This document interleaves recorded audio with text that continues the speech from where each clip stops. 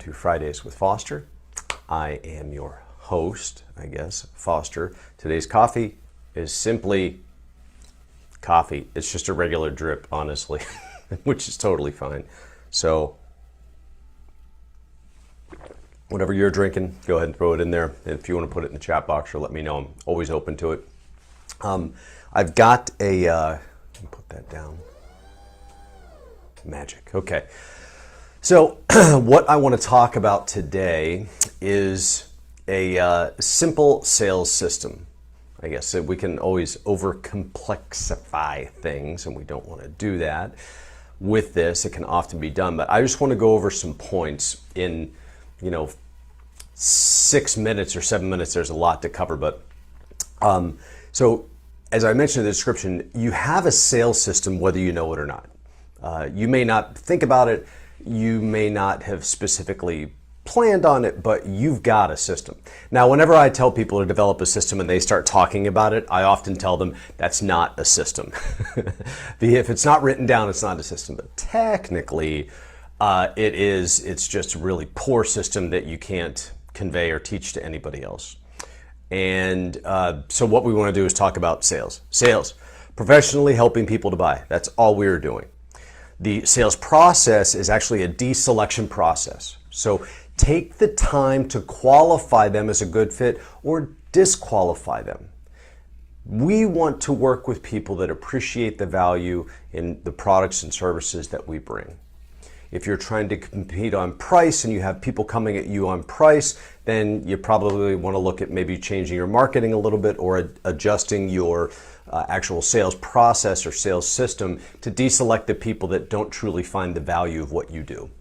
So remember, good marketing, I think this is from Sandler Sales originally. Good marketing makes sales easy. Great marketing makes it almost unnecessary, right?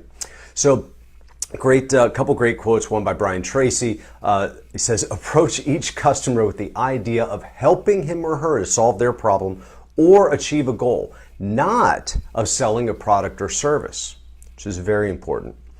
Zig Ziglar also said, it was really interesting and kind of comical that you can break it into these 5 pieces. Every sale has 5 obstacles. No need, no money, no hurry, no desire, and no trust. Trust is a really big one. And I think I talk about that seemingly almost every week, regardless of the topic. So the question we ask is we're not selling a product. What we're doing is we're selling a solution. You sell a solution, the question you ask yourself is, what problem does your product or service solve? That's what we are selling. The solution to that problem is what we are selling, not the product or service itself.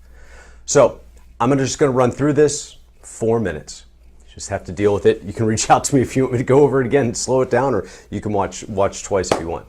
So first thing to consider is, how are you managing the lead? Do you have a CRM, a client relationship manager? When you put it in there, the lead into your CRM, is there segmentation? Are you segmenting by their interests or somewhere in the process?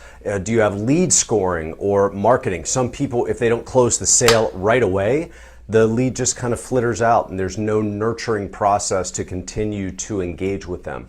A lead scoring system is where they're in your database and you track their activities and interactions with you, or the CRM tracks them automatically. If they download something, if they like a post, if they share a post, if they watch a video, if they click on a link, if they commit to showing up at an event, things like that, they get leads, a different score for that, and it adds up over time to where you can definitely reach out to them and call them and begin to put them in the sales process. So I also like to look at the deal potential. How much money is it? What's the percentage to close? What's the possible date to actually close?